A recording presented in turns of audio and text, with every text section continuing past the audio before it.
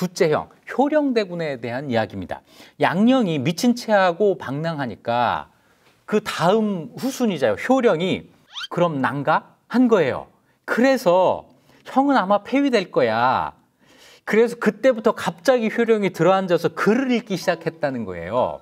글 읽는 모습을 아버지한테 보여주려고 한 거죠. 양령이 폐위되면 다음 차례로 내가 세자가 될 거야. 난가? 이런 거예요.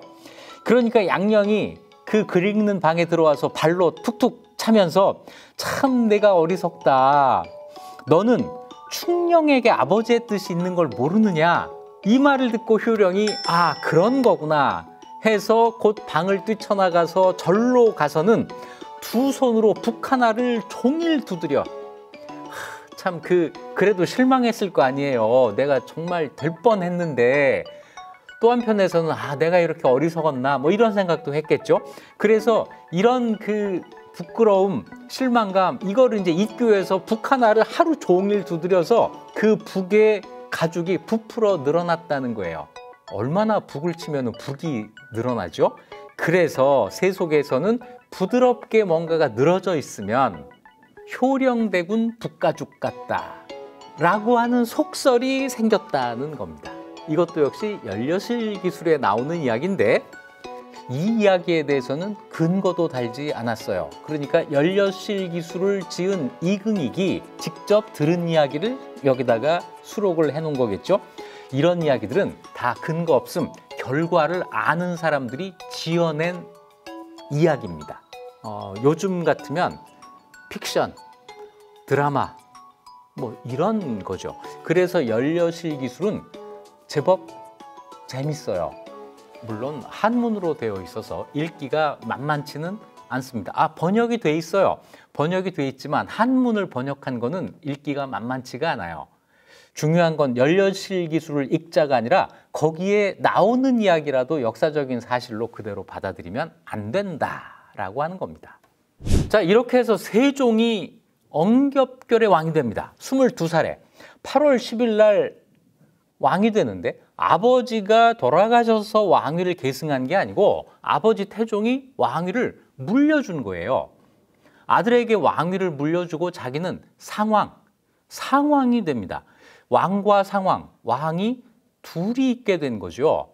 왕위를 물려주면서 신하들에게 이런 발표를 해요. 이 발표가 아주 고약합니다.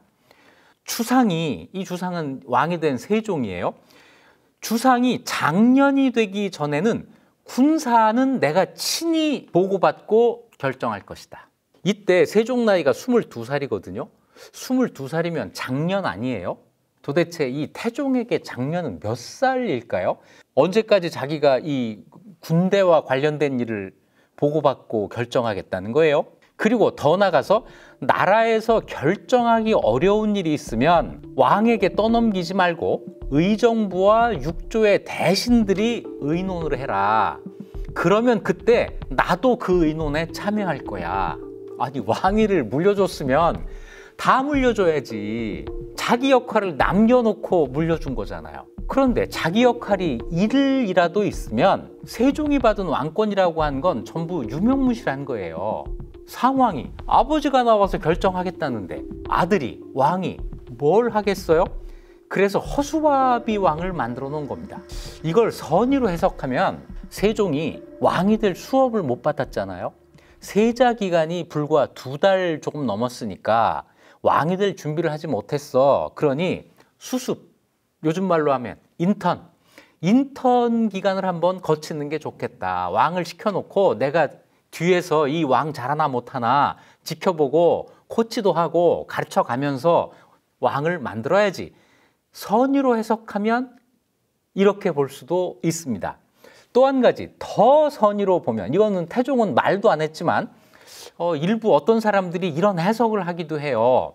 세종이 갑자기 왕이 됐기 때문에 그 왕 위에 도전하는 사람이 있을지도 모른다. 먼저 누가 도전할까? 양녕대군과 그 지지자들. 갑자기 세자에서 폐위된 양녕이 자기 지지자들을 모아서 동생과 싸우려고 할지도 몰라. 그러면 내가 나서서 보호해줘야지. 또 한 가지는 글쎄 이거는 그 존재가 희미한데요.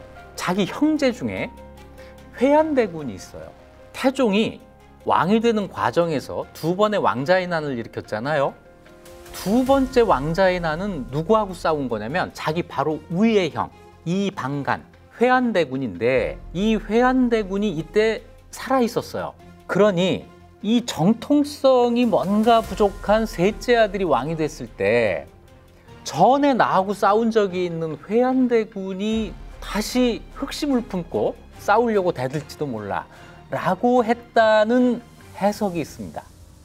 그런데 제가 볼 때 세종이 즉위할 무렵, 그러니까 태종이 오랫동안 왕위에 있으면서 외척들 다 제거하고 이런 가운데에서 세종에게 도전할 세력은 없었다고 봐야죠. 그래서 이거는 태종은 생각하지도 않았는데 뒷사람들이 꿈보다 해몽으로 하는 이야기라고 보고, 선의로 해석한다면 세종의 왕자 수업이 부족했기 때문에 인턴 기간을 가지려고 했다 정도로 해석할 수 있고, 사실은 왕권을 물려주고도 자기의 권력을 놓치지 않으려고 했다라는 게 좀 더 솔직한, 사실에 가까운 해석이 아닐까 합니다. 자, 그런데 이게 문제를 일으켜요. 조선이 건국된 다음에 왕위에 상왕이라는 게 계속 있었습니다. 태조가 물러나고 정종이 즉위했을 때 정종이 왕인데 태조가 상왕으로 있었거든요. 정종이 태종에게 왕위를 물려줬을 때 태종이 왕이 되고 정종이 상왕이 되고 태조가 아직 살아있어서 태상왕이 됐습니다. 왕이 여럿 있는 상황이 계속됐는데, 이때도 그런 거죠. 세종이 왕이 됐는데 태종이 상왕이 된 거잖아요. 태종이 상왕이 되고 세종이 왕이 된 이 상황은 앞의 경우와는 달라요. 앞의 경우는 언제나 왕이 실권자고 상왕은 그냥 명목상 있는 존재였잖아요. 그런데 이 경우는 상왕이 실권자입니다. 상왕이 실권자고 왕이 인턴이에요. 이렇게 되니까 신하들이 이걸 어떻게 이 두 왕을 대해야 될지 갈피를 잡지를 못한 겁니다. 그 전에는 전부 왕한테만 보고하면 됐어요. 상왕한테는 뭐 그렇게 중요한 보고가 있을 리가 없죠. 그런데 이번에는 상왕한테도 중요한 일을 보고를 해야 돼요. 더군다나 군사에 관계된 일은 내가 직접 하겠다 이랬으니까 군사에 관계된 일은 상왕한테 보고를 해야 되는데 이걸 어떻게 가르지? 이것도 문제가 되고, 둘 다에게 모두 보고를 하면 상왕으로 있는 태종이 뭘 이걸 나한테 보고하느냐고 화낼 것 같고, 또 보고하지 않으면 이거 군사에 관계된 일인데 왜 나한테 보고하지 않았어? 이럴 것 같고, 그래서 신하들이 좌불안석이 되죠. 그래도 어쨌거나 왕 상황이 있으니까 뭔가 일 있으면 보고하고 의논하고 이 관리들이 일을 해야 되는 거잖아요. 일을 하다가 사건이 발생하는데 그게 강상인이라는 사람한테서 비롯됩니다. 강상인은 그 시점에 병조 참판이에요. 병조가 뭐 하는 데죠? 군사에 관계된 일을 담당하는 데잖아요. 그러니까 군사에 관한 일은 상왕 태종이 내가 직접 결정하겠다 했으니 강상인은 모든 일을 태종에게 보고를 해야 되는 게 맞는데 모든 일을 보고하지를 않은 거예요. 글쎄요, 강상인이 어떤 생각을 했는지는 모르겠습니다. 그런데 뒤에 강상인이 이 일 때문에 죽음을 당하는데 그때 강상인에게 이런 혐의가 씌워져요. 군사에 관계된 일을 이원화하는 것, 상왕과 왕 둘에게 보고하는 것이 적절치 않다라고 생각했다. 그러니까 태종의 이런 결정이 옳지 않아 라고 생각하고 네가 일부러 나한테는 보고하지 않은 거지, 이렇게 된 건데, 글쎄 강상인이 그런 생각을 했는지는 변명할 기회조차 주어지지를 않았어요.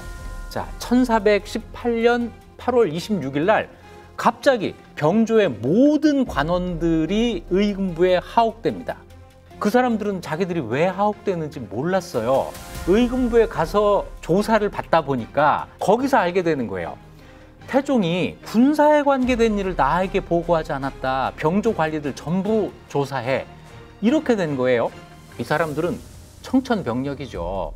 더군다나 강상인은 또 어떤 사람이냐면 젊은 시절에 이방원의 가신이었어요. 그러니까 젊은 시절에 이방원이 왕자의 난 2번 일으키고 왕이 되고 이 과정부터 그 측근에 있었던 사람입니다. 그러니 강상인은 상황이 나한테 그럴 리가 없어. 아마 믿었을 거예요. 이 강상인이 이제 태종에게서 뒤통수를 맞게 되는 건데요. 병조 잔판으로 있던 강상인이 주모자로 지목이 돼서 옹진내, 옹진 서해바다에 진군으로 거기 병졸로 좌천이 됩니다. 2등병이 된 거예요. 국방부 차관이 2등병으로 나가게 된 거예요. 이걸로도 부족해서 관노를 만들어 버립니다. 관청 노비를 만들어서 어디로 쫓아내느냐면 단천, 저쪽 함경남도 동해안 끝으로 쫓아버려요. 이걸로 끝나는가 했는데 관노로 있던 강상인을 석 달 뒤에 11월 달에 불러들여서 국문을 시작해요. 네가 끝이 아닌 것 같다. 네 뒤에 누가 있는 것 같아. 그러면서 이름을 대라고 고문을 하는데 강상인은 이게 도대체 무슨 얘기예요? 나는 몰라요. 그랬더니 답을 줘요. 영의정 시몬, 그 동생 심정, 이러이러한 이름들이 나오고 대마도 정벌로 유명한 이종무의 이름도 이때 나와요. 이 사람들이 연루된 거지. 네 뒤에 있는 거지. 강상인이 고문을 견디지 못하고 그렇다고 자백을 해버립니다. 강상인이 죽으면서 한 말이 있습니다. 울부짖으면서 한 말이 있어요. 나는 죄가 없는데 때리는 매를 견디지 못해서 이렇게 죽는다. 고문을 받으면 영혼이 사라지죠. 자백을 할 수밖에 없었을 겁니다. 자백을 하니까 살려줬을까요? 아니에요. 백관들, 관리들이 전부 있는 자리에 강상인을 끌고 와서 거열형이라는 걸 집행합니다. 사지를 두 팔, 두 다리를 수레에 매서 수레가 사방으로 대각선 방향으로 나가게 하는 겁니다. 이래서 사람을 찢어 죽이는 형벌이에요. 강상인은 거열형을 당하고 그 당시 조정의 관리들이 그걸 다 지켜봐야 됐던 거예요. 나도 잘못하면 적보를 당하겠구나. 상황으로 있던 태종이 조정 관리들을 전부 모아놓고 공포 분위기를 만든 겁니다. 그 자리에 시몬은 없었어요. 어떤 출판사에서 제게 세종대왕에 관련된 책에 대한 자문을 요청을 해왔습니다. 그런데 그 책이 만화책이었어요. 그 만화책을 읽어본 지 꽤 오래됐는데 감수하려고 이거 읽어보니까 참 재밌어요. 글로 읽는 것과 이미지를 가지고 만화를 읽는 게 참 다르다는 생각을 했는데, 그런데 이 책은 어른들이 읽어도 결코 그렇게 유치한 그런 내용이 아니에요. 역사적인 사실에 충실하려고 꽤 노력을 했습니다. 특히 제 역할은 이 허구와 사실을 구분하는 거하고 뒤에 허구로 들어간 것이 사실인지 아닌지를 판단하는 것. 역사학이라고 하는 것이 아는 것과 모르는 것을 구분하고 어디까지 아는지를 보여주는 게 중요하거든요. 그래서 이 책에 그런 컨셉을 집어넣어 봤습니다.